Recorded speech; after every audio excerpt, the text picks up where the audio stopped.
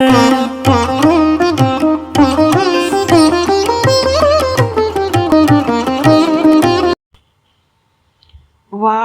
வையகம், வாழ்க வையகம், வாழ்க வளமுடன். குரு வாழ்க, குருவே துணை. நித்யானந்த தவம் விளக்க உரை கேஜி சுவாமி ஐயா அவர்கள் குரலில் அவர்களால் அருளியது.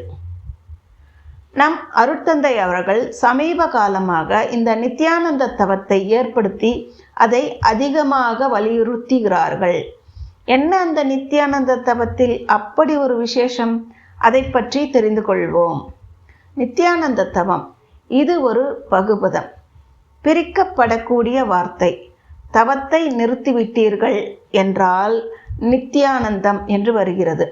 நித்தியம் என்றால் நிரந்தரமான, அழியாத, என்றும் இருக்கக்கூடிய, கால நிர்ணயம் சொல்ல முடியாத என்று அர்த்தம். இராமாயணத்தில் ஒரு சம்பவம் கதை வரும். நீங்கள் நினைவு கூர்ந்து சொல்ல வேண்டும். நீங்கள் எடுத்து சொல்ல போகிற சபையை வசீகரப்படுத்தி கொள்வதற்கும் அதை பயன்படுத்தி கொள்ளலாம். மேற்கோள் காட்டி சொல்லும்போது புராணத்தில் சொல்லப்படுகிற சாரத்தை எடுத்துக்கொண்டு சக்கையை துப்பிவிட வேண்டும். ராவணன் ஒரு கொடியவன். அவன் ஏற்கனவே கொடியவன். அந்த கொடுமையின் இன்டென்சிட்டியை அதிகப்படுத்தி கொள்ள ராட்சசர்கள் தவம் செய்தார்கள் அல்லவா? அதுபோல் இவனும் தவம் செய்து 3.5 கோடி ஆண்டு வாழ்நாள் கேட்டு வாங்கி கொண்டான். 3.5 கோடி ஆண்டு வாழ்வது என்றால் அலுத்து போகாதா? கதையில் என்னவோ இப்படியெல்லாம் எழுதியிருக்கிறார்கள். இவன் புத்திசாலியா முட்டாளா என்பதை அவன் தம்பியை வைத்துத்தான் எடை போட வேண்டும். அவன் தம்பி கும்பகர்ணன்.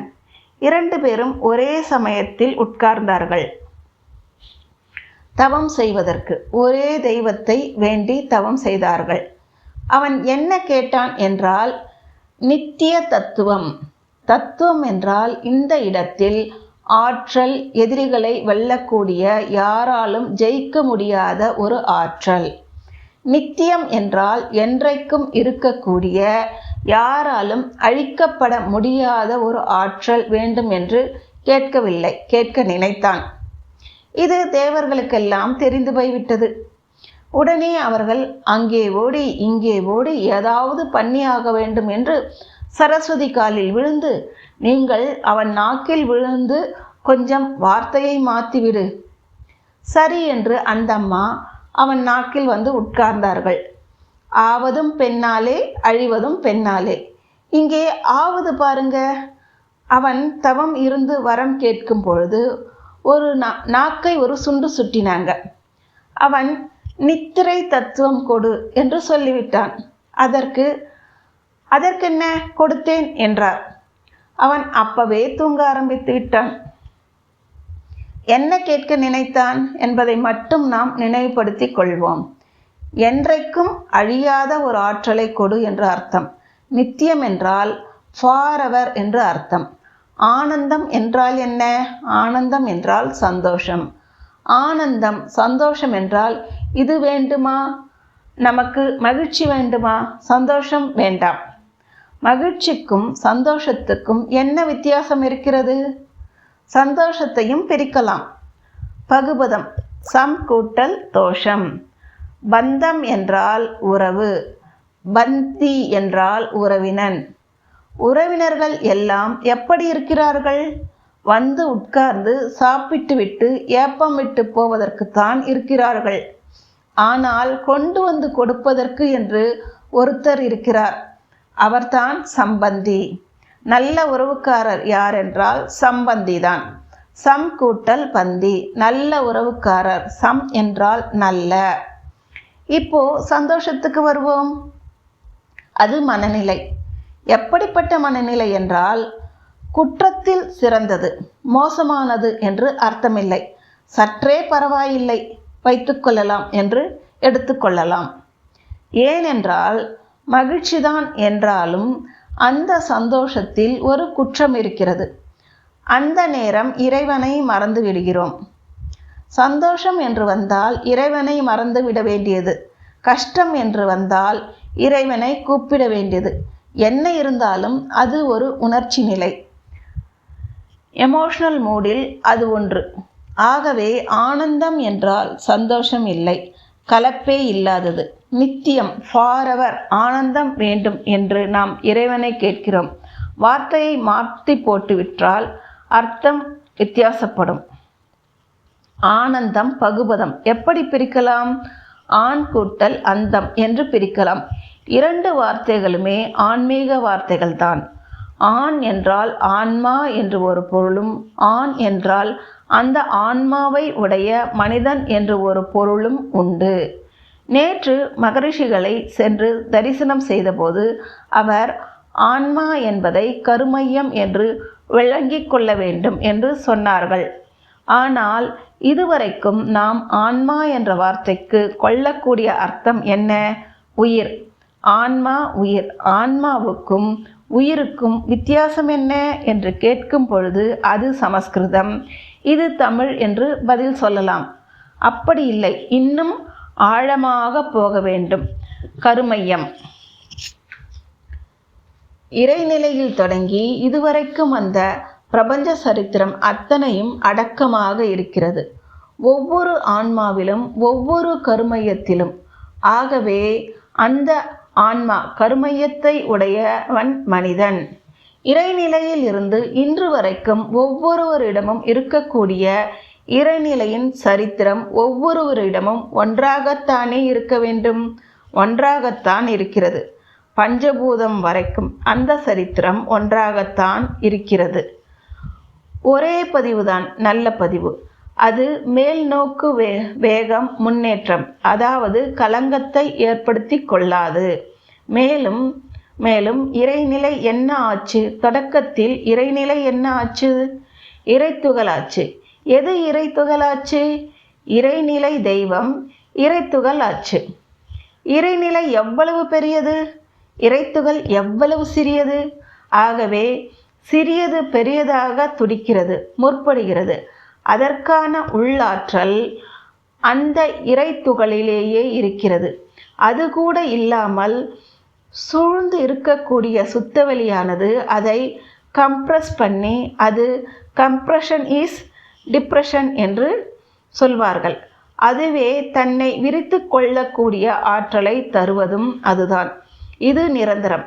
அதனால்தான் அந்த ஆற்றல் விண்துகளாக மாறுகிறது.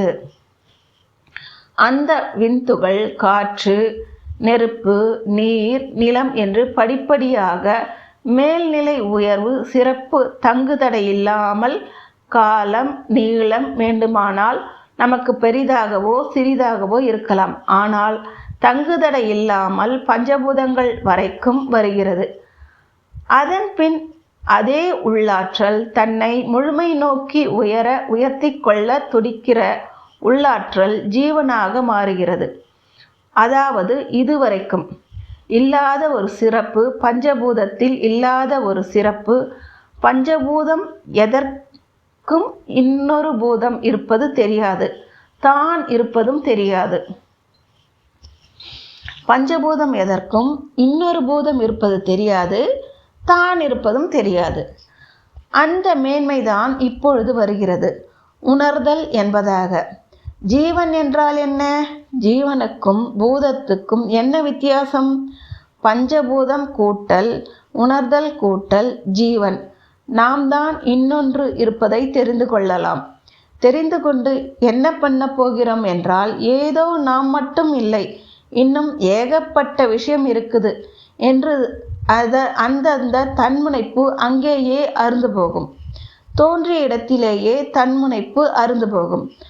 ஆகவே அறிதலில் இன்பம், அந்த உணர்தலில் அறிதல் இன்பம் தோன்றி மேலும் மேலும் அறிய வேண்டும், இன்னும் அறிய வேண்டும், அதற்கு மேலும் அறிய வேண்டும் என்ற ஒரு துடிப்பு, முனைப்பு அணுவிலேயே ஆரம்பமாகிவிட்டது.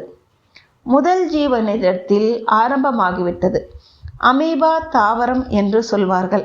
அந்த சரித்திரத்தை நாம் சுருக்கிக் கொள்வோம். இந்த ப்ராசஸ் அறிய அறிய பல விஷயங்கள் தெரிய அதை ரெக்கார்ட் பண்ணி கொள்கிற சாமர்த்தியம் இருக்கிறது. பரிணாமத்தில் ஏற்படுகிறது ஜீவன்களிடம். இதுவரைக்கும் என்ன நடந்தது பரிணாமத்தில்? அந்த சரித்திரம் பூதங்களிடம் இருக்கிறது, அடக்கமாக இருக்கிறது, அலை இயக்கமாக. ஆனால் ரெஃபர் பண்ண தெரியாது. நூலகம் மாதிரி. அங்கே போய் படிக்கிற வாசகர்கள் மாதிரி ஜீவன்கள். உணர்தல் தொடங்கும் போது ஓஹோ அப்படி தொடங்கியதா, கல்தான் மண்ணாச்சா, நீர்தான் மண்ணாச்சா என்ற மாதிரி இயற்கை ரகசியங்களை, தனது ரகசியங்களை தானே தெரிந்து கொள்கிற வல்லமை. அதனால் இந்த அறிவு மேலே மேலே வளர்கிறது. இங்கே தன்னடக்கம் வரணும். அறிய அறிய தலைக்கணம் வரும், கொங்கணவருக்கு வந்த மாதிரி. இங்கே தன்னடக்கம் வர வேண்டும் அறிதலில். அதை தான் திருவள்ளுவர் தான் அந்த இடத்திற்கு போய் சொல்கிறார். அறிய அறிய நிறைய விஷயங்கள் தெரிந்து கொண்டோம் என்று இருக்கக்கூடாது. இது கூட தெரியாமல் இருந்திருக்கிறோம் என்று இருக்க வேண்டும். அப்போ ஒன்று தெரிகிறது, நிறைய விஷயங்கள் தெரியாமல் இருந்திருக்கிறோம் என்பது தெரிகிறது. அதுதான் அறியாமை. வாழ்க வளமுடன். இதன் அறியாமை பற்றிய தொடர் விளக்கங்களை அடுத்த பதிவில் நாம் தொடர்ந்து பார்ப்போம். வாழ்க வளமுடன். இதோடு இந்த பதிவை நிறைவு செய்து கொள்வோம். வாழ்க வையகம், வாழ்க வையகம், வாழ்க வளமுடன். நன்றி. வாழ்க வளமுடன்.